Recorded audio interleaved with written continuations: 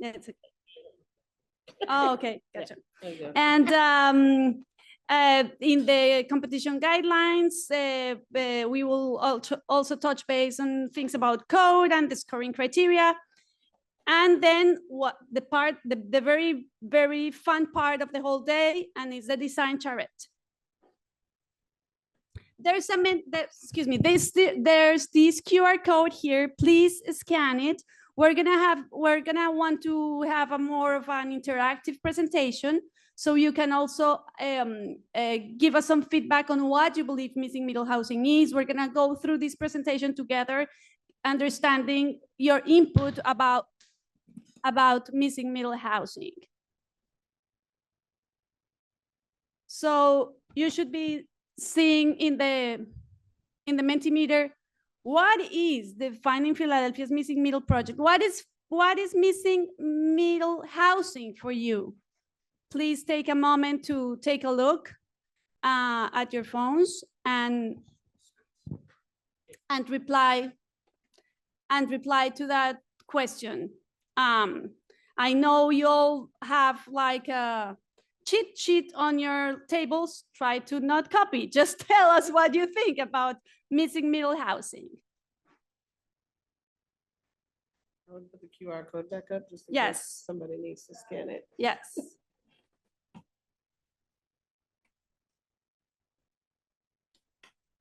All right, we're starting to see some of the responses come through.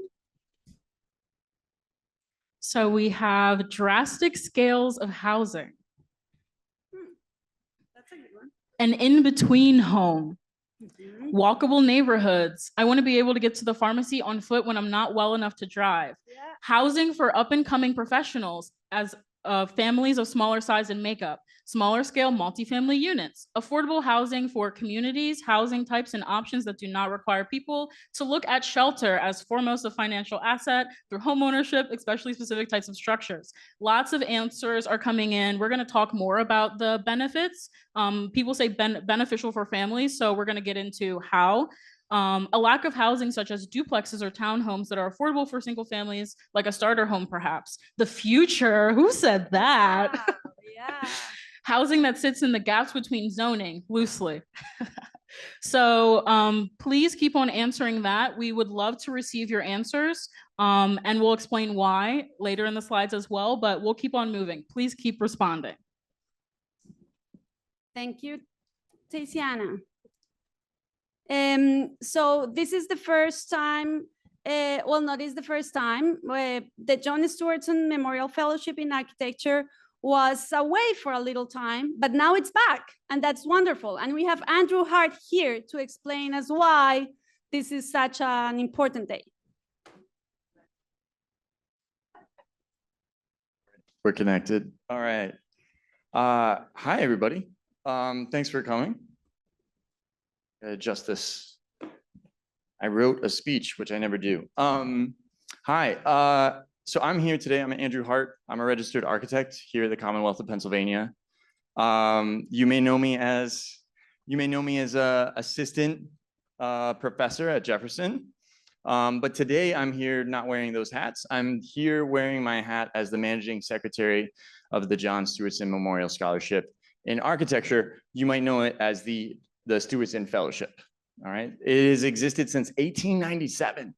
And this is the 120th time that it has run. We've been gone for a little while. COVID happened. People got busy. People didn't want to spend 10 days locked in a room by themselves because we spent a year doing that. We spent more than a year doing that. So we're back. And the Stewardson was of a time, but it also needs to change to be a part of this time. And so the objective here today is what I want to talk about.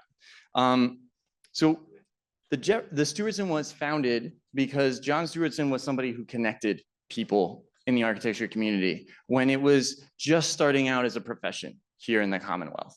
And the idea behind the Stewardson was that to better honor his memory, we didn't need a monument. We didn't need a building. We needed an event that connected the folks who are learning about and studying architecture as a community. Fellowship, true fellowship. So in the trust itself, which is written by Frank Furness and Frank Miles Day, who are two of my predecessors, the first managing secretaries of the Stewardson. They wrote down that John Stewardson had, quote, he had uniformly manifested a desire to promote in others the study of architecture. So I can't think of a better way of doing that than getting all of the different students and alumni and professionals together. I like to say that in the Commonwealth of Pennsylvania, we have more accredited schools of architecture per capita than any other state in the USA. That's pretty cool. New York might have more, no offense, New Yorkers, but you got more people. So per capita, we have more architecture students than anybody else. What better, we should be getting together. We should be percolating. We should have teams that are Temple and UPenn. We should have teams that have a sophomore and an alumni on them. We should have teams where there's a freshman. By the way, there's a freshman down here. He's looking to be on a team. How great is that? That's what architecture needs to be about, because architecture doesn't happen in a void. Architecture happens with clients, with communities, with consultants, with people, with teams all of the time. All right. So the Stewardson has evolved many times. It started out as a watercolor, pen and ink, single image, and it has changed multiple times during its history. This revival is an opportunity for it to evolve, for it to expand its impact, and ensure that the tradition of collaboration and shared learning continues to thrive. In this latest edition, we seek not just to celebrate that we're coming together, but also we're interested in your feedback. How can we do this better? How can we make this more viable? And the other thing is that this is the first time that the Stewardson is doing a project that will continue beyond today, beyond your submission. It will be a part of Design Philadelphia. It will be part of illustrating a grant and research document that is happening in our state right now. Most of all, it will sustain our intention, which is to manifest fellowship in the study of architecture. So the Stewardson Committee, and speaking on behalf of the committee, I would like to say thank you with gratitude to the Community Design Collaborative for approaching us about this project. Otherwise, we would not be here today. Additionally, I want to say, if you're a professional that's volunteering here today, can you just raise your hand? I want to give you our appreciation. Thank you. Or your virtual hand if you're online. Thank you for volunteering your time with these promising young minds who want to be a part of our profession. And I also want to say thank you to the individuals across the city and the Commonwealth who have generously contributed their time and expertise to help us form the competition this year and shape this year's challenge. I'm pleased to announce, this is the important part, this is why I'm up here. I'm pleased to announce for this year's competition, we are waiving all fees to make participation more accessible. So there is no cost. We are announcing that students may compete as teams as well as individuals. Please see the eligibility requirements. And if you need help facilitating getting a teammate, please let us know. Furthermore, we're excited to announce that this year there will be multiple awards. This is not unprecedented. The Stewardson has been given out to multiple award winners before.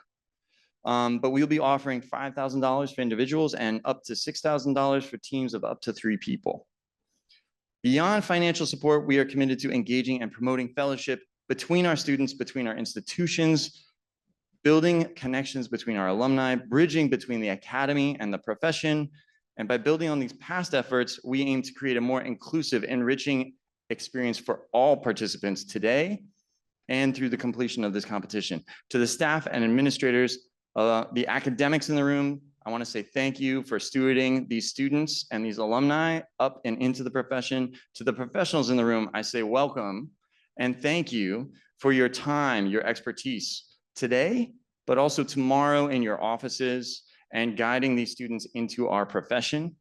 And to this year's competitors here in the room, I say welcome to you, break a pencil, and good luck. Thank you, Andrew. And so a little bit of backstory, right? So the Community Design Collaborative had been working on some advocacy issues in the city, trying to figure out ways to make housing more affordable. We reached out to a number of funders to try to get funding to support this initiative. We were lucky, we received funding from AARP. We also received some money from the National Endowment of the Arts. to go out and do listening sessions in communities around missing middle housing typologies with a focus on ADUs as a way to promote more housing affordability in the city. We've got a steering committee. We've been going into the communities as our group with our volunteers at the collaborative.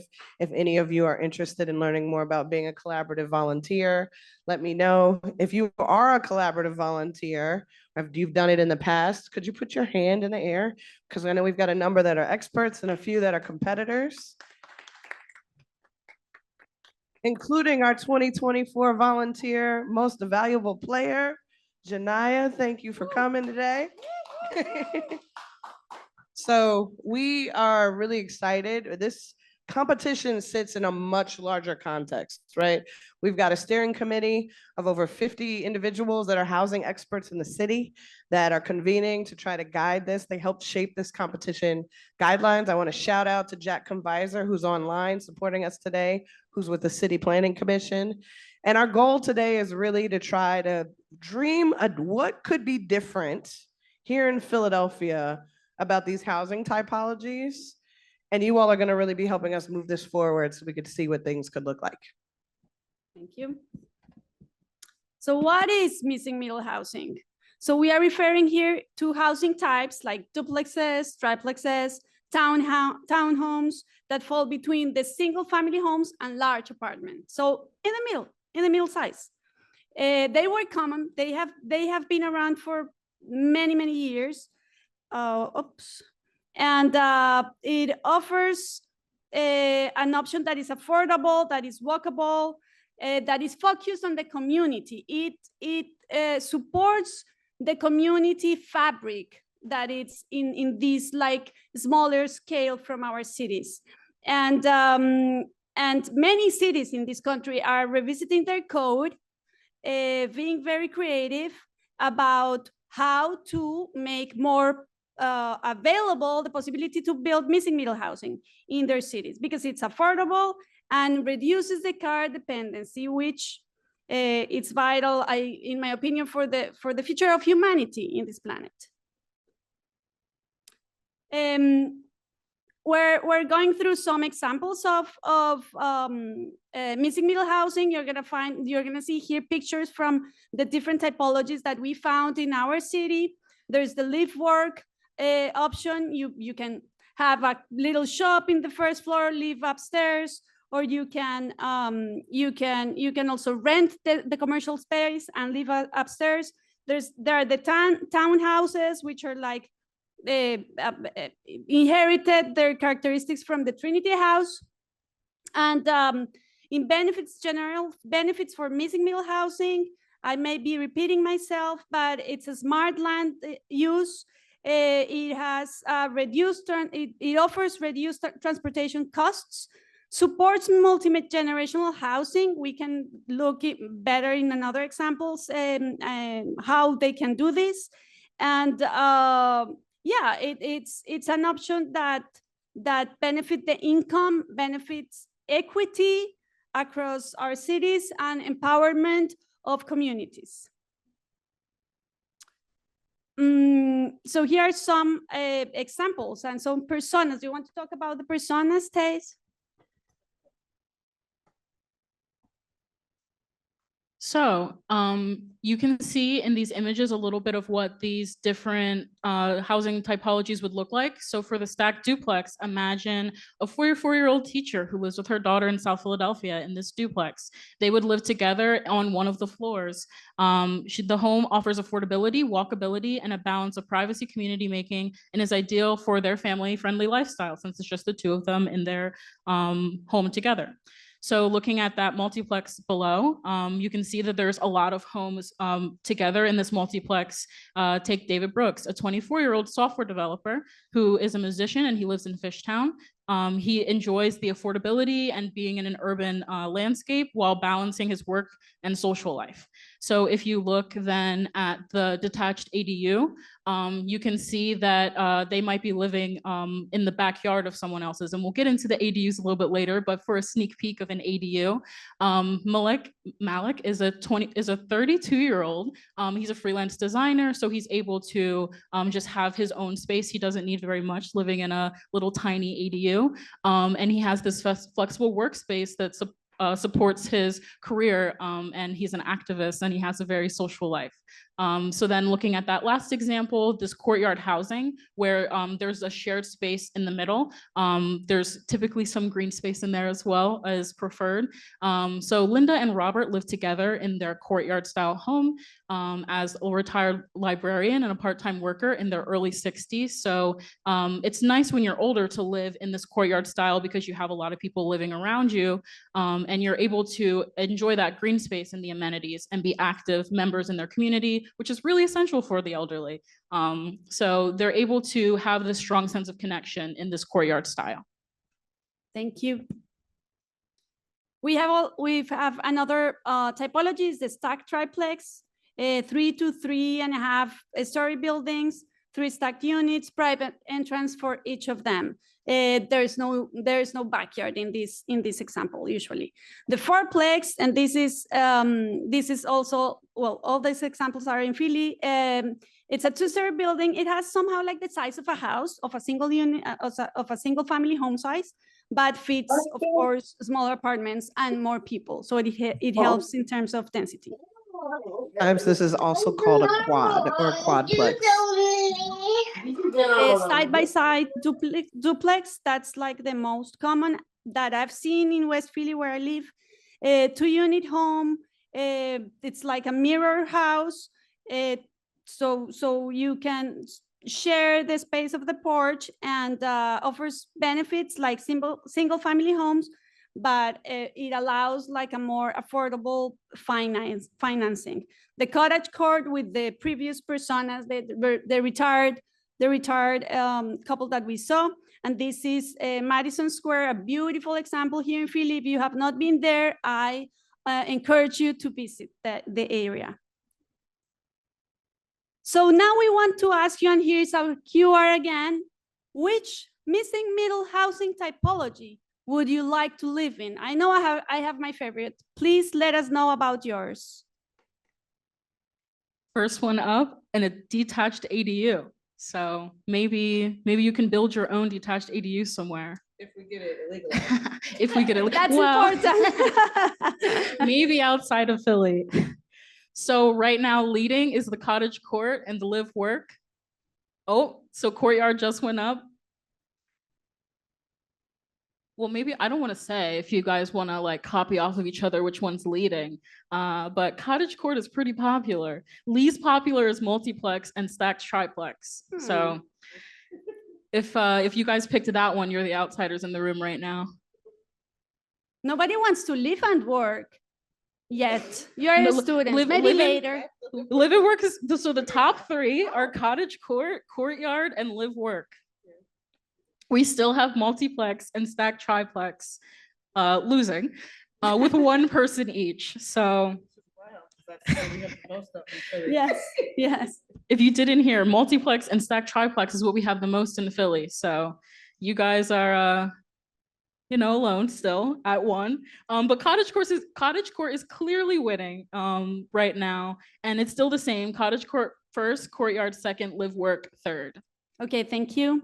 You can keep voting, but we are going to move on. Yes. Opportunities of missing middle housing, the use of existing spaces, the option of remain tied to your community and in your neighborhood. It promotes preservation also of historical buildings and the possibility to not to tear them down, but to adapt them to new things. And I know Tyler there, my colleague, is very happy about that. He's a historian and ADU planner, historic preservationist, and yes. Sustainability, financial considerations, and it gives the opportunity to having mixed use that is important potentially for economic development. Challenges, land and zoning constraints.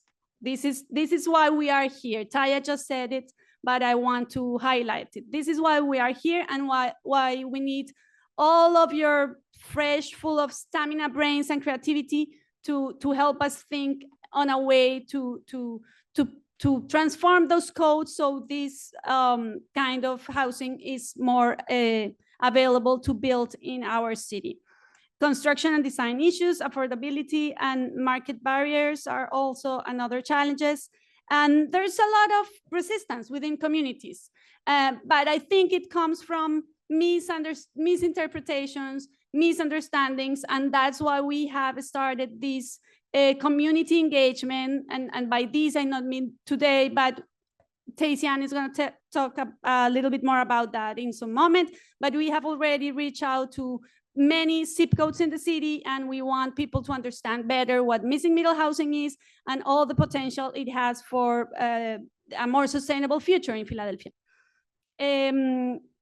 So that said, Thais, the floor is yours again.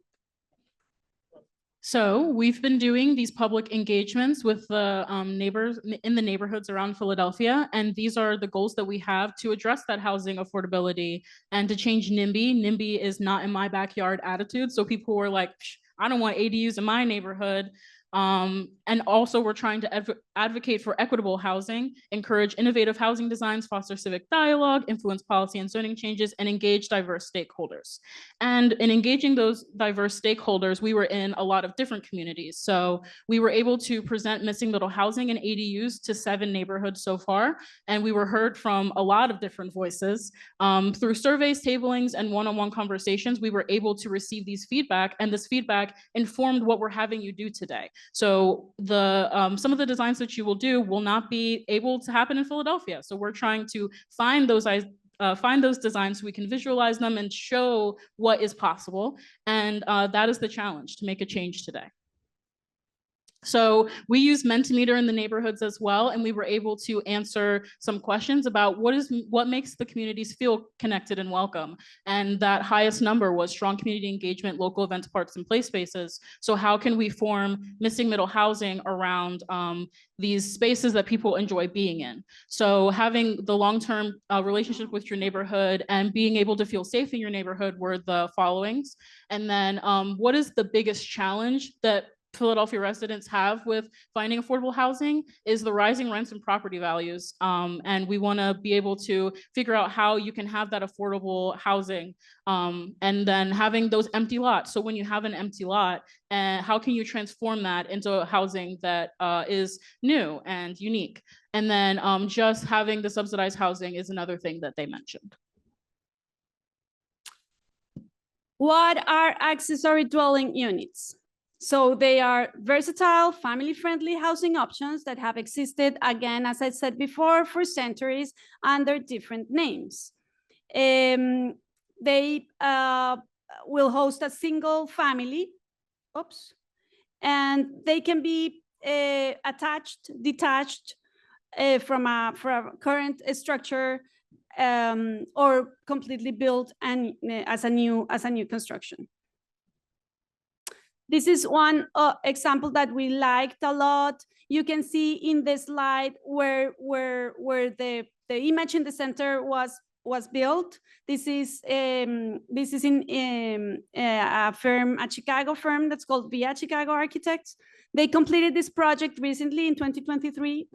So it's you see there, it's like a little bit more than 1,000 square feet. So it's tiny, right? You don't need that much sometimes. And we like a lot this quote from these architects, because it summarizes somehow why we want to promote ADUs in Philadelphia, and we're looking for the way to change the zoning and the code restrictions to have some of those up here. So some examples, they can be detached, they can be attached. You can, I think the graphics are self-explanatory here. And some of the characteristics are that they are small, that they are independent. It's a secondary house, so that's why it allows multi-generational housing or caregiving use. So you can have in the main house the family in the back, in the ADU in the back, the recent graduate from college that wants to start working but doesn't want to be like in the same main house that his or her parents. Later in time, these parents can move to the ADU, and then this former freshly graduated person is going to have a family and can move into the main structure, for instance. That's why, or you can have also somebody that is not anymore in the condition to go upstairs, so they can move to the ADU, and you resolve that space using universal design, or you get the help in place to take care of the older person living in the ADU. There are like, I mean, possibilities are endless, just like imagination. There's another couple of typologies, the interior upper level. So you transform the upper level. Here in this example, like a wooden example in Oregon, they did the stairs outside the previous building, so they can access the new unit that's on the third level. It could also be a new addition. It can also be a new addition, of course. And I like this other example of the interior lower level. I think they did have a good budget though, because they lift that house and they built a basement. But yeah, that's also possible. This is a garage conversion here in Philly. These are like probably the most like first hand to make, the cheaper to make, I would say. And the above garage one. So either you move the whole ADU into a garage, or you construct an upper level on the existing garage. Sometimes in Philadelphia, these are also called carriage houses, or they could be also called a coach house in certain neighborhoods. Thanks. Taya is my local translator. So after we've seen these ADUs and we're getting closer to your, like where you're starting to move your brains, thinking about the preparing it for the design session in the afternoon. Which one of these ADUs, conversions do you think would be the easiest to achieve? Go to your Mentimeter. If you forgot the QR code, there's there. Cheers, if you would like to participate, you can add your input too. Absolutely. We want to hear from everybody.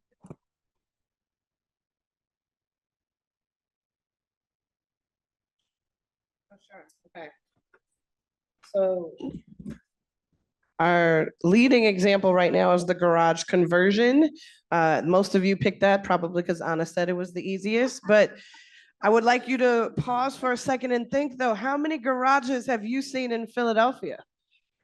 So if we're talking about volume, that is not going to be where we're going to get the most bang for our buck. Most row houses don't have garages. I see we've got very close between detached houses and interior lower levels, but interior upper level is coming up in the ranks, and it just overtook detached. So I mean, smartly, most of you, because you guys are all experts in the built environment, realize that an attached property is the hardest. It is one person that thought that was the easiest. It is definitely the most ubiquitous though in the city. And so today we are going to be really thinking hard and challenging ourselves to try to figure out what could make an attached house work.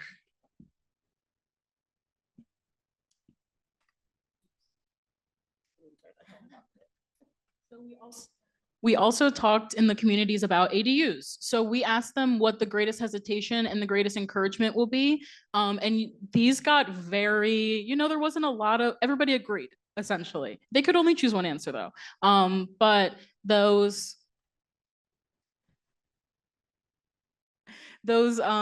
the greatest hesitation was the cost of construction. How do you take the property that you own, and that could already be hard to afford, and then add another property?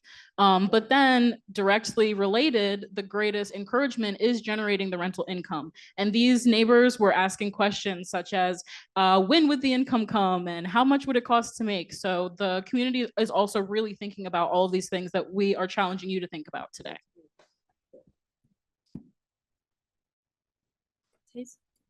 All right, so some common concerns across the ADUs. One, and concern about density, right? People are always worried about new people coming in and what that means to their property value, their neighborhood. There's always lots of fear of what happens when new people come. Is it going to change something I'm used to? As well as the shift from single family zoning, which the majority of the city is zoned single family. We've got potential decrease in property values is a concern. We've obviously got parking being an issue. If any of you have ever been in South Philly, you know that there's lots of concerns about parking in the city. Inconvenience due to construction and noise. One, new people in a space means that we're gonna have more noises, and we might have to deal with mass construction. And then the largest and the most obvious one was navigating through complex ADU regulations, which we're gonna try to give you guys a crash course in right now. So when we talk about ADUs, we're dealing with the Philadelphia zoning code. I am now one of the commissioners on the board, the zoning board of adjustments here for the city. And this is Philadelphia's map of zoning. For those of you that don't know much about zoning, the yellow is single family residential. The darker colors start to be mixed use, or and the blue is commercial. So as you look at the fabric of the city, the majority of the city is zoned residential. We see, of course, density coming up around major anchors and institutions, places like Center City. We're starting to see it expand into places like Fishtown and Callow Hill near the Art Museum, around UPenn, and along commercial corridors in the city where we mostly see density. And some information about Philadelphia. So Philadelphia did not have a zoning code until 1933. At that point, we established that we had a zoning ordinance. We also established the powers of the ZBA, which is to grant variances in instances of necessary hardship that would make the determination for things that would be allowed. A new code was then adopted and implemented in 1962. This is when Richard Dilworth was mayor and Edmund Bacon was the head of the City Planning Commission. Most of the major projects that we see in Philadelphia today sort of were sparked during the 1950s to the 1970s under the helm of the Ed Bacon Planning Department. And I'd say a lot of the fabric of the city that we see today sort of comes out of that planning doctrine. Ed Bacon is one of the godfathers of the zoning code in the United States. And obviously, Philadelphia is one of the oldest cities in the United States. So we go back a long time, and our fabric is been here for quite some time. A comprehensive modernization was undertaken by council and led by council during the Nutter administration in 2012. And that's when we did the last update to the Philadelphia zoning code. So we all do think that it's high time to sit back and think what worked in 2012 might not be the same anymore. We might need to start rethinking new solutions. And so when we look at the zoning code, you've got all the zoning designations, and you guys will have access to the zoning quick guide. But you can see every type of zoning designation that we have in the city on the right. But when we talk about zoning, what is zoning aiming to do? I think it's important to understand what zoning is attempting to do, because it's not just trying to make things more expensive or more difficult or frustrate architects and planners. It is providing really important powers. And it's important that if we're going to question these, that we at least address why they were put in place.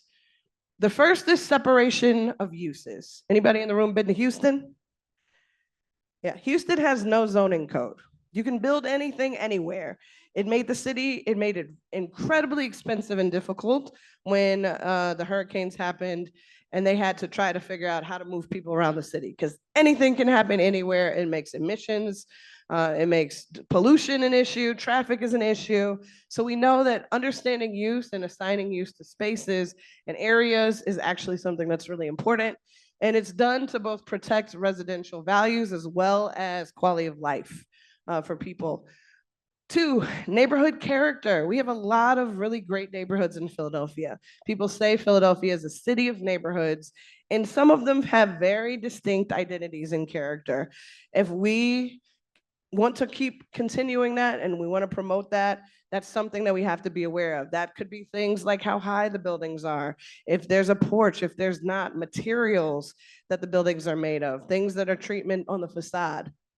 We also have social and economic segregation. We all know that urban renewal and other policy decisions have led to segregation and distribution of people by all sorts of demographics. That is something that can be reinforced by our zoning decisions. Development patterns, right? That determines where certain types of development can happen, right? You can't build a skyscraper on my block in Cobbs Creek. It would be completely out of character, right? But are there ways that we could start thinking smartly about what could happen there, ways that we could start to modify, upgrade, and change? This community power. Right now, to get a zoning variance in the city of Philadelphia, developers and architects have to present their project to registered community organizations that get to vote on whether or not they want that change to come into their community, right? It gives community voice. It gives them a place, and a moment to come and say, I don't think that works. That doesn't make me feel comfortable. That doesn't make me feel safe. And we do need to take some of those concerns into consideration when we're making changes in the neighborhood. And then lastly, variances and political influence. The history of Philadelphia zoning also has instances where political influence, the granting of certain variances, have sometimes caused challenges in communities or challenges to the intent of the zoning code itself. And so that is something that we have to kind of contend with all of it at the same time. And some of the challenge that we have in Philadelphia, this is a map from when the city started to undergo a remapping. This was when they were updating the code in 2012. And you could see that they mapped the entire city and they were looking at what current areas did not either match what people wanted in the 2035 plan, which is the comprehensive plan for the city of Philadelphia that was adopted and we're still currently operating under. Also, what areas had seen growth and change and the past zoning did not match what was currently kind of the conditions in that community. Some things that we need to think about are, 1, the row house typology, right? We have mostly attached single family row houses across our city. We have dense urban footprints. We've got shared walls. We don't have egress from the rear of most of these properties. It creates a lot of challenges. We have historic urban core neighborhoods, right? Many of our neighborhoods in our cities and our areas predate the United States. I know we're celebrating 250 years next year of the country as itself, but some parts of the city are older than that, right? They got grandfathered in. What are we gonna do in the spaces where we've got things that are very new, sort of in communication or in balance with things that are very old? We have a grid street pattern. It's great for many things, great for circulation, great for traffic, great for transportation. Does give us a very specific rigidity to the way the city is laid out, right? That can be a challenge, or it could be a benefit depending on how you're designing. And then we've got varying density, right? Across the city, we've got a very different density in Center City or even around where we're sitting today than where I'm sure many of you originated from this morning on your way into the center. And then when we want to understand the row house, I think a thing to remember is that the row house was the original tiny house, right? It was the most efficient type of housing. They were mostly built for working families as a way to sort of clean up housing options in the United States and to decrease reliance on things like tenements. I love this quote that says, the Philadelphia row house, most simply, is a 4-story house. This is when it was a Trinity, right? Occupying a narrow street frontage and attached to adjacent uses on both sides. Philadelphia row houses outnumber all other housing types as they have always been the most space efficient and cost-effective way to provide homes for rapidly growing industrial city. We do not find much cheaper single family housing than the row house, which is one of the reasons Philadelphia is able to have such a wonderfully high home ownership rate in our city, despite the levels of poverty that we also have in our city. 60% of Philadelphians live in row houses. 67% of the city's residential lots are single family RSA 5 row house lots. And when we start to look at where we have vacant properties in the city, we know that the neighborhoods that have the highest vacancy mostly fall in 3 council districts: the 3rd district, the 5th district, and the 7th council districts. And those districts have an overwhelmingly high number of single family RSA 5 lots that are in public inventory. So if our solution is going to work, it has to be scalable. And that's something that we wanted to look at today. I did that one already. All right. So when we talk about ADUs in Philly, and we did create this hashtag, so feel free to post on your social media and use it, ADUs for Philly. This is from the city's website, right? This is the accessory dwelling unit flow chart that starts to explain to a resident if it is possible for them to have an ADU in their house. It is not very easy. There are very few, I think less than 20 have been approved since we got the ability to have ADUs in 2021. It is currently not allowed in Philadelphia by right, which means you cannot just go downtown, file your permit, put in your drawings, get approvals from L&I and start building. Currently, ADUs are allowed in specific council districts if the lot is zoned RSA 5, which is attached, but it must go before the ZBA for approval, which means you have to come to the ZBA, you have to go through the community process. Also, they're available in historic districts, dependent on the property's lot and size. They cannot currently exceed 800 square feet. So that example we showed you in Chicago would be illegal here in Philadelphia. They cannot exist outside of an existing structure. So you cannot have a standalone detached ADU or a tiny house, for those of you that love to watch Tiny House Village or Cottage Court. They have to comply with any other specification from that zoning category. So that starts to carry the use. That's where we're talking about setbacks. So that's where we're talking about side yards and frontage. And that's where we're dealing with things like parking, right? If the rule exists in that category, in the area, it exists for the ADU as well. They then have to meet all other code requirements. So one, currently, it has to be owner occupied. The principal dwelling unit or the ADU must be owner occupied. So these cannot be LLC properties that are kind of like out there for investment properties. Before final occupancy of the unit, the owner has to record an affidavit and deed restriction. So it has to be on public record that this is what happens, so that we know that the owner will be in place. You can only have a maximum of 1 accessory unit per lot. So you can only put 1 up. We know that there's certainly lots in Philadelphia, instances where more spatially might fit, right? But currently the maximum is 1. For the floor area, again, cannot exceed that 800 feet. If it is in a historic structure, then it is allowed to exceed 800 feet, but only if the structure that it is in, like if it was in a garage or a carriage house, if that space was already larger than that. So you can't make anything new that's bigger than that. You can only have 1 entrance to a building, and it has to be the legal entrance to the building. So it has to have egress and meet all the fire restrictions that we need. And lastly, it has to be within the principal building or within a detached accessory building. Lots of restrictions. There have been some people, and there's been some advocacy work. AARP's been working on it. There's a number of PACs that have been working on it. There's a number of housing advocates that have been working to try to advance ADUs. We were successful a few years ago in getting a city RFP released for 2 sites in Philadelphia. One was in the far northeast, the other was in West Philly. This is the winning proposal, Sanctuary Village, that was proposed in Northeast Philly. This was another proposal that was not selected, but was done by one of the student-run emergency housing unit out of Villanova that had been working on ADU advocacy for many years. This was for the West Philly opportunity.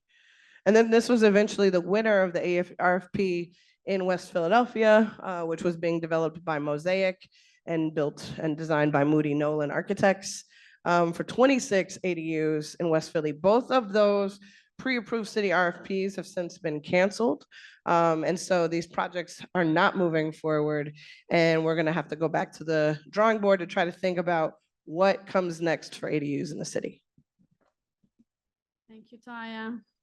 So now the part that everybody's been waiting for. What are we doing today? I'm gonna pull up my.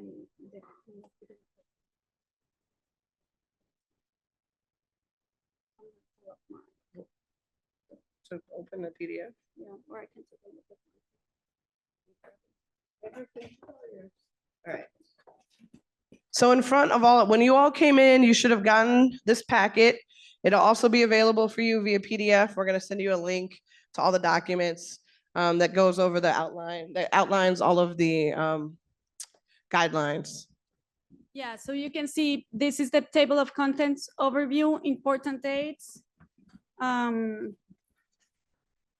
So we extended the registration for the Design Charrette until March 28th. I believe at the beginning it was until 20th. We extended it a little bit. We are today in the Design Charrette. Some people is attending in person, some people is attending online. We have also advisors online for those that couldn't make it today with us here. On Monday, April 14th, that's the final date to submit entries. The project should be delivered digitally before midnight. On Friday, Monday, no. Yeah. Friday, June 6th, we're gonna notify the awardees that which projects were selected by the jury. On August 18th, that's gonna be publicly announced. So between June 6th, to be clear, and Monday, August 18th, only the winners will know that they were selected. We will give out the names of the teams in June and in August, my bad. And during the Design Philadelphia Festival, we will have the Missing Middle Housing exhibit where we will present the winners. So that's also very exciting because there's gonna, again, as I was saying in the beginning, the conversation needs to keep going. This is just a part of the big picture, and you are making part of it. I'm gonna go I think we have talked already about the key advantages of ADUs, which is in page 8, ADU overview. We also went through that. I want to stop for a moment in the scoring criteria. So the jury will use the following scoring criteria to assess the submissions that we receive. 30% for inclusive and accessible living. As we talked before, these typologies are a good fit for multi-generational housing. So we need to be sure that whatever receives an award, it's inclusive and promotes accessible living. 30% for creative and aesthetic excellence. And by creativity, we not only mean in shapes, in materials, in adjustment to the lot, but we welcome creative responses to the limitations posed by regulations. You just heard, Taya, how puzzling it is. And we want all your creativity also proposing how to respond to these challenges that the actual code and zoning in Philly mean. Sustainable and resilient design will be 25%. Economic feasibility and cost efficiency, 15%. You can take a look by yourselves to the eligibility. We are having persons, excuse me, I don't have my glasses on me. Persons, yeah, you have that already, and you already submitted your eligibility proofs. If you did not, there is a QR code for you to fill out. There was two things. You had to register to be in the room. There was a second form. We do need everybody to fill that out with their eligibility criteria and to list their teammates. Yes. And we're gonna have you pre-selected. Whoever filled the form that Taya was mentioning already pre-selected a lot that you were interested in. And there are site A, site B, C, D, and 2 variances of site E. The A is an abstract intermediate vacant lot. The B is an abstract corner vacant lot. We're gonna give you the prints of the lots to all of you, for all of you, because although you may have pre-selected some site, today you are gonna lock in the site you want to work with. The site C is an abstract intermediate lot with an existing building adjacent. The site D is an abstract corner lot with an existing building. Site E, there are 2 subcategories, I'm gonna say, for site E, and the E categories are only available for alumni. So it doesn't mean, so if there is an alumni in one team, that team can pick the site E, either 1 or 2. And those lots are abstract contiguous vacant lots, 2 houses that have the porch typology, that's the E1, and the other one that has as neighbors is stoop typology. So that's site 2. The big difference there is going to be if you need the setback so that you can match community context. For site E2, the facade is on the property line.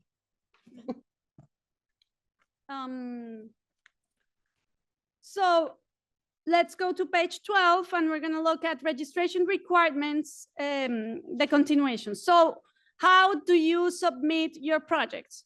You are gonna be producing just one PDF that's gonna be 8 feet wide, inches. 80 inches. 80 inches. My brain is wired, not in an imperial system.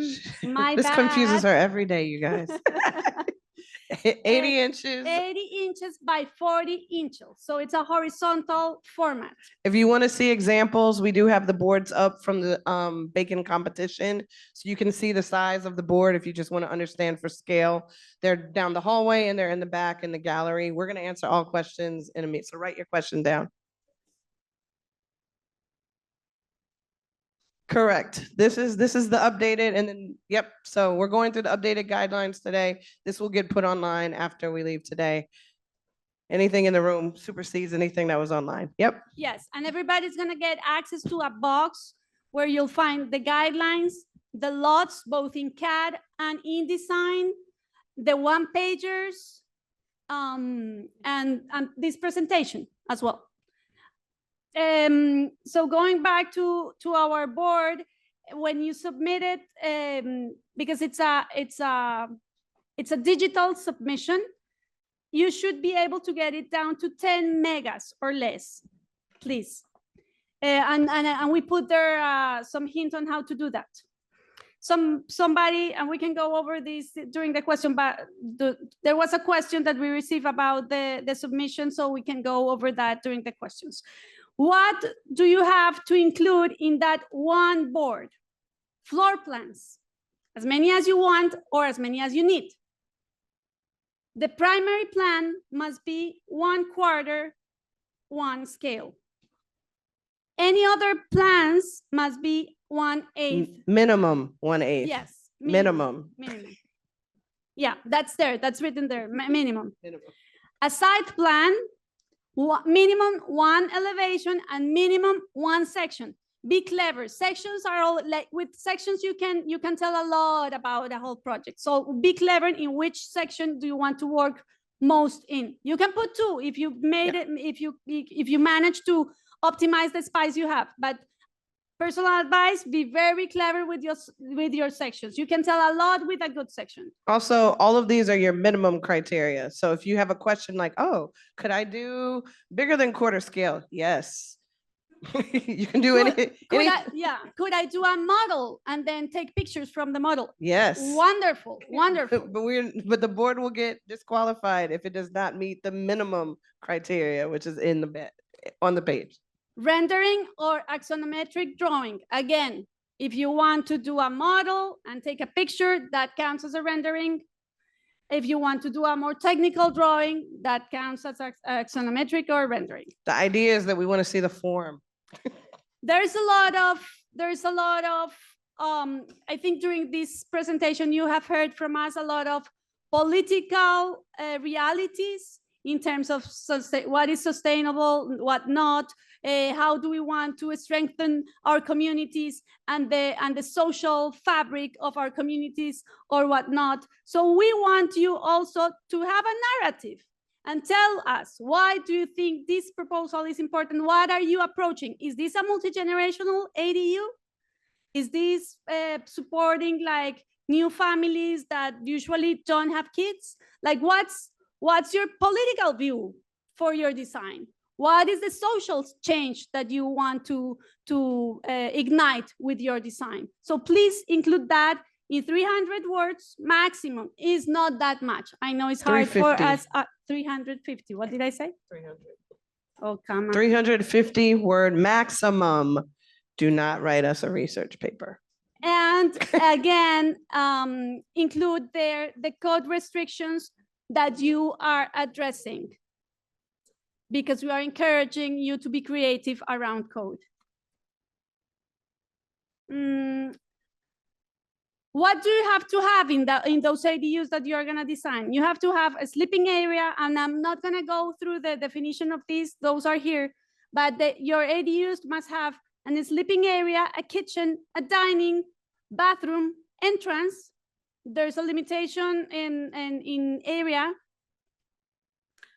for the ADU size. We don't require any parking, and there's a limitation in height. We don't require parking. If you would like to include it in your solution and it makes sense, you are welcome to. That's true. And we can go through the lots. Maybe we can, yes. Do you want to? Yes. All right. Okay, you gotta watch the time. Yes. All right, so for site A, some things that you're gonna get. Site A, and you're gonna get the papers, I think, shortly. The lot itself is a 16 by 90 foot parcel. This is based on a typical single family residential lot in Philadelphia. It's an infill lot. You have contiguous row houses on either side of your party walls. The lot is on a two-way street. It's gonna have 8-foot sidewalks in the front with an alleyway behind it. You can see the easement on your lot in the alley. And adjacent to the lot are houses. For this drawing, for all the drawings, the green is gonna be open space. That's mostly gonna be your undeveloped lot. It could be yard. We've got the blue, the light blue color is gonna be the row houses that are existing conditions that are on either side of you. In this instance, the gray is the porch. Just to delineate the porch, and your site is the entire white area. Obviously, you can deal with encroachment onto the sidewalk, just like all the other properties, but you do have to hold to any other existing sort of rules in that space. For this lot, you can decide if you want to be located in the RSA 5, which is a single family zoning attached housing designation, or CMX 1, which is for community-based commercial properties, which is generally would be a mixed use property. For the CMX 1, if you choose it, you're going to assume that your neighbor is following the RSA 5 single family zoning regulations. In this category, also participants can design a minimum of 1 ADU, and you have to create the row house that fits onto the site. So if you would like to redesign the row house to make it make more sense, you can. For site B, this is your corner lot, right? This is going to be a 20 by 90 foot parcel, slightly larger than the previous one. It is also based on a typical single family residential lot in Philadelphia. There's also a two-way street here with a 10-foot sidewalk in the front and an alleyway in the rear. Adjacent to the house, again, are single family homes. For this one, you can decide if the lot will be located in the RSA 5 or the CMX 2 zoning category. And that's a typo. It says RSA 4. It'll be should say RSA 5. We will get this updated. In this category, the participant is asked to design one or multiple units. For abstract C, which is the existing building, you'll be giving a floor plan of a typical Philadelphia row house, right? This is also 20 by 90. Sorry, this is a 16 by 75 foot parcel, and it is a existing residential lot. The lot is also on a two-way street, 8-foot sidewalks, and adjacent to single-family homes. In this category, you are being asked to design an ADU on the same lot, and you can change that house as necessary. For site D, similar, you're gonna have an existing building. That building is going to have a commercial space that exists on the first floor and has access to the basement. You're gonna have a single residence that is 2 stories, it's bi-level. On floors 2 and 3, you'll be giving the floor plans for those. In this one, you will also be adding an ADU, or at least one ADU, and you can cut into that building and make adjustments as necessary. For site E, this is the one that is only available to alumni. There are 5 contiguous lots. This parcel is 80 by 90 feet based on typical single-family zoning regulations in Philadelphia. It is also on a two-way street, 8-foot sidewalks, and adjacent to the house are single-family homes. The participant can decide if this is going to be a RSA 5 or CMX 1 zoning category here. And if you choose CMX 1, you have to also assume that the neighbors are following RSA 5. In this category, you're going to be designing multiple units across the 5 lots. So think of the village examples that we saw already. And it is going to accommodate, just remember that the code naturally would accommodate 5 principal row house buildings and 5 accessory units. That is going to become your minimum standard for this lot. And you can choose the typology with the porch or the typology again where the facade is at the property line. Our jury. Yes. All right. So who gets to determine who is winning? It's not me. And it's not Anna, right? We have put together a really great jury of experts, some within Philadelphia and outside of Philadelphia, that range across a number of areas of expertise. First up, we have Jeff Patsfa, FAIA. Jeff is a architect and developer here with Scanapico Development. He is currently running for AIA board, national board, and it lives here in Philadelphia and has worked around housing options. Well, we have Leah Litvin. She's the principal at Low Design. Leah is also a member of the collaborative board. She's a former Rose Fellow and has spent her career working in design and community development. We have Jimena Valle. She is the founding principal of 15, a local architecture firm. She's a longtime collaborative volunteer. She also is the chair of the Civic Design Review and a member of the City Planning Commission here in Philadelphia and an AIA board member. We have Luca Lukuriki. He is an architect that has left the field and now works in community development and still does design on the side as a consultant. He is originally from Albania and he works around housing in Philadelphia and is a member of our steering committee. You got to go back. Yeah, all right. We have Deb Katz. She's a principal and the managing director at ISA Architects. And they've done a lot of really smart housing options in the city. We have Francesca Picard. She's the operations director at Studio Barnes, which is an architecture firm based in Miami, Florida.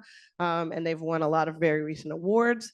And she has come from, she's from Miami, but she was schooled at University of Southern California. And then lastly, we have Ian Smith, who's the principal here in Philadelphia at Ian Smith Design Group. He is one of the collaborative's long-term volunteers and on our Volunteer Hall of Fame. He is the current president of the National Organization of Minority Architects Philadelphia chapter, and also a member of the AIA Philadelphia board, and also with the Philadelphia, the Preservation Alliance. I forget, that's the Philadelphia Preservation Alliance of Greater Philadelphia is what I was trying to say. Yes.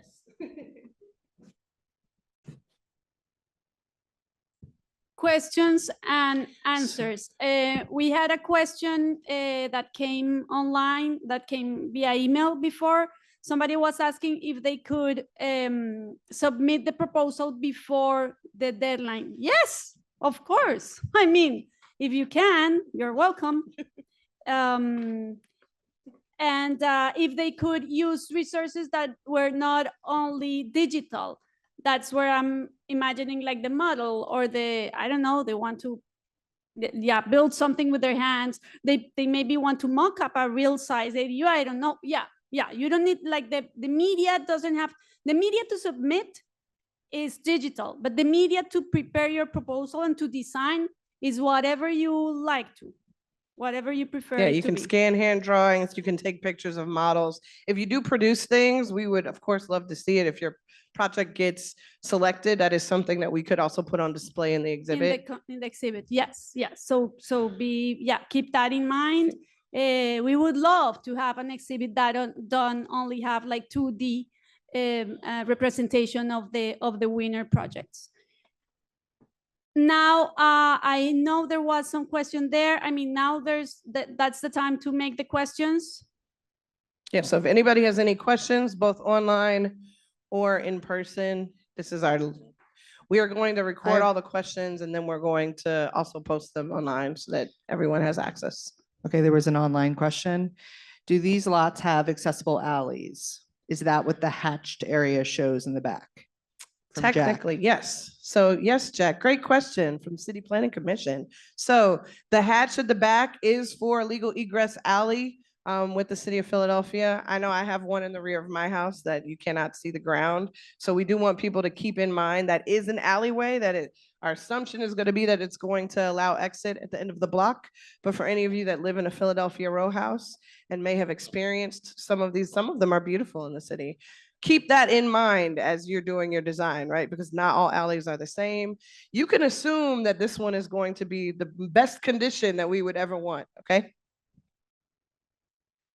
Any other question? Do we have more questions or online? If you have a question, put your hand up so Jelani can bring you so Tyler can bring you the mic. I know, I'm like, you guys don't even look alike. I have no excuse. Hello. Okay, great. Thank you so much for the great introduction. I had a question about Site B. It was talking about that participants are allowed to design one or multiple units, but when we were going over the kind of zoning like regulations for ADUs, it was one per lot. Is this an attempt to like push the envelope on that, or is this more like you can do a unit and then something else alongside the ADU? We're pushing the envelope, Nee. We're pushing it, okay? Okay. I think, remember that this has to seem reasonable. If it's a single family, I will tell you there are single family lots in Philadelphia that can fit 15 units. That is not in the spirit of the code, right? So I want you to use your best judgment as to what you think is the spirit of the code for an accessory unit. Understanding that the owner still has to live at the property, right? So that's what you want to think about as you're designing this. No, we are not limiting you to one. Tyler, we have a question over here. I have a mic. Oh, we have one. Don't worry, you're in a good place.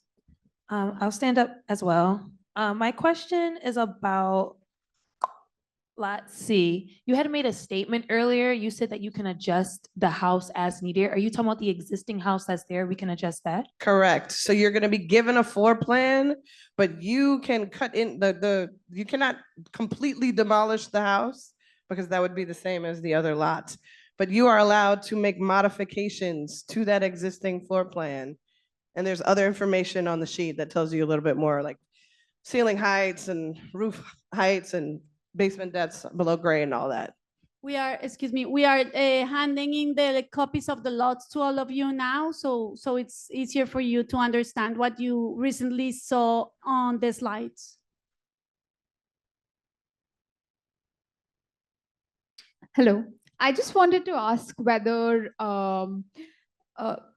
we have to select a site right now. Like, I don't know if that's a compulsion because my teammate is not here. I'd like to consult her before selecting or jotting down on the site. I hope she has a cell phone because you have until like 1:30 to select your lot.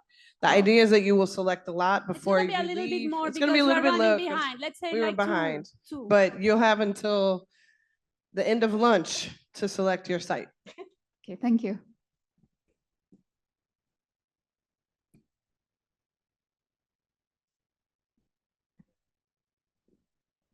Got a question over here. All right. Here's one. Just to be perfectly clear, so for all of the lot options, the choice is between RSA 5 and CMX 1. Correct. Okay. I know there's that one typo. Yeah.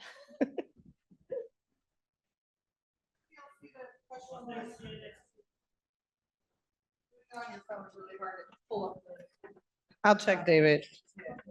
I think it was, yeah. I'm gonna go into the Zoom from my phone to see if there. Can we just revisit the entry requirements for the primary unit and the ADU? Yes, So you mentioned that, I guess according to the city, the house has to have one primary entrance. But the ADU by definition needs to have its own entrance, right? correct. So, is it okay for that entrance to be on the alley side? Yeah, what's the? I think that's where we're looking for you all to make your best case determination with what fits the spirit of the code. Obviously, for the corner unit, that's easier to do than for the infill unit. I think for the infill unit, my suggestion, but again, we're leaving up to teams to put together their own, would be to try to have another doorway on the front of the Right, facade. okay, great. So we can, You can add a door, but you have to have one, the property has to still have an entrance. it just has to be expressed as a primary entrance. Correct. Okay. Yes.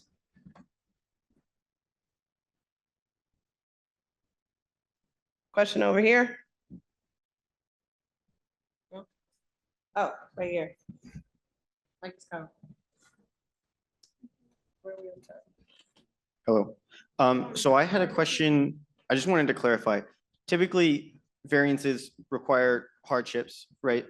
And it sounds like we're being expected to kind of be a little imaginative and come up with some things that push the envelope a little bit. So are we expected to just take the existing code and regulations as kind of a baseline and try and stick to that as much as possible? Or should we have more specific, like, do we need to demonstrate a hardship in some way to try and get variances to have like an extra entrance or other things like that? Or should we just kind of assume that we don't have to deal with that? I would assume you don't have to do it. Obviously, a more compelling case in your narrative would be if you could explain how you determined hardship and how you determined use.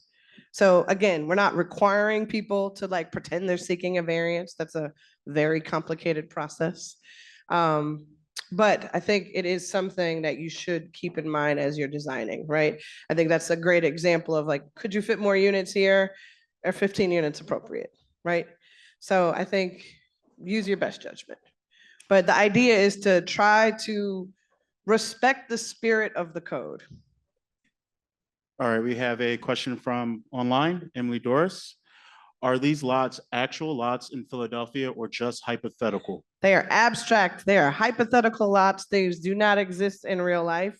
They are based on a lot of very real life examples, features, like the sidewalk was measured from a real sidewalk. So it is the approximation of real. Hi, just to clarify on the ADU, I believe that we discussed that Philadelphia favors an attached ADU, correct? Philadelphia currently requires it to be attached unless it's a historic Right. property and the accessory building already exists.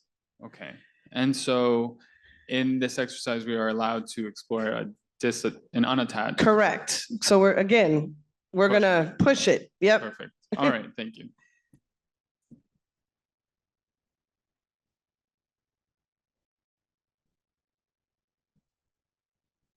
Similarly for, for site C, you said we can adjust the existing row home. Can for site D, we also alter the row home that's there? Yes, you can. Okay. Alter means that you can cut into it, move things. You could also extend it if you needed to as well.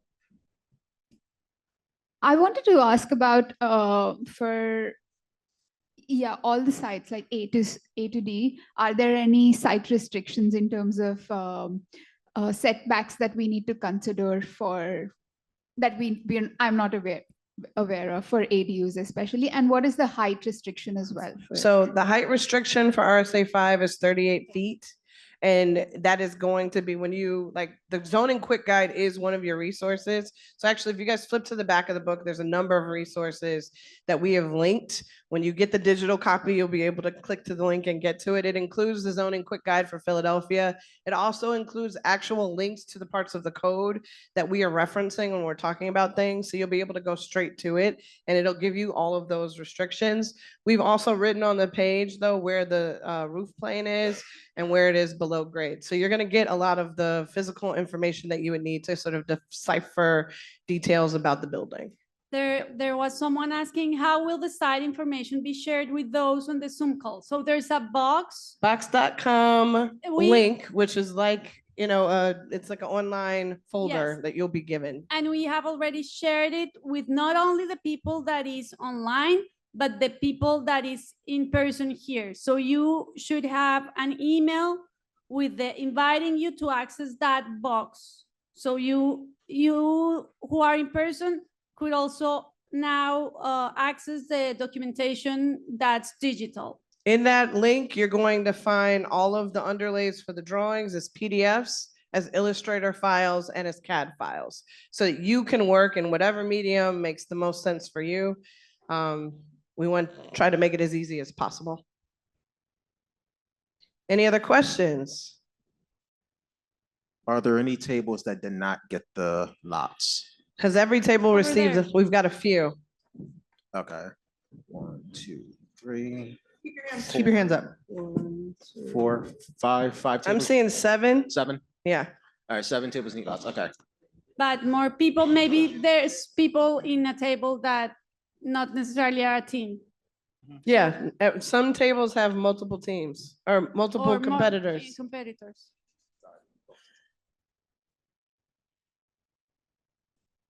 Any other questions?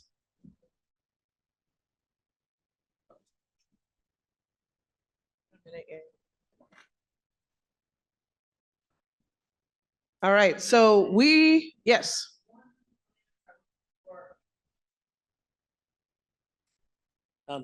Just one answer that I wasn't sure was clear about the primary entrance. That the code is that there can only be a single door on the primary facade of the building. Behind that door can do other things, and a side and a rear can also have entrances, but the code is that the street facing. The legal address, wherever the legal address is, which is typically you're going to be your front facade for each of these row houses, the one that faces the street, that is the primary entrance. You have to maintain the primary entrance. The building has to have a primary entrance. In the spirit of the code, we are saying if you would like to break it and add a second entrance for the ADU, you can. Obviously, you'd have to reconfigure the row house.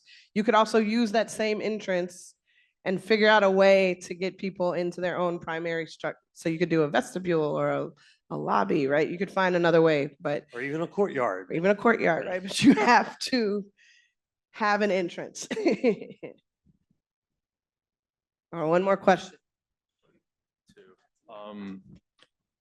For site E, does all the tiny homes need to go up to the property line? They do not. All of the houses do not have to touch the property line. All of them do need to have an access point in the spirit of the code, right? They got to be able to get to the property line. So I think you could figure out how to do that, whether that's a walkway, whether it's a shared, think of the way the cottage courts currently exist. But you'd have to figure out what's the common space that gets them egress to the front facade. Yep. Or the front property line. Is the only difference between E1 and E2 that like the porch setback? Yes, the only difference between E1 and E2 is the porch setback. That was to give folks that might want to have a setback to their project, a setback condition so that they would not have to have a building at the property line.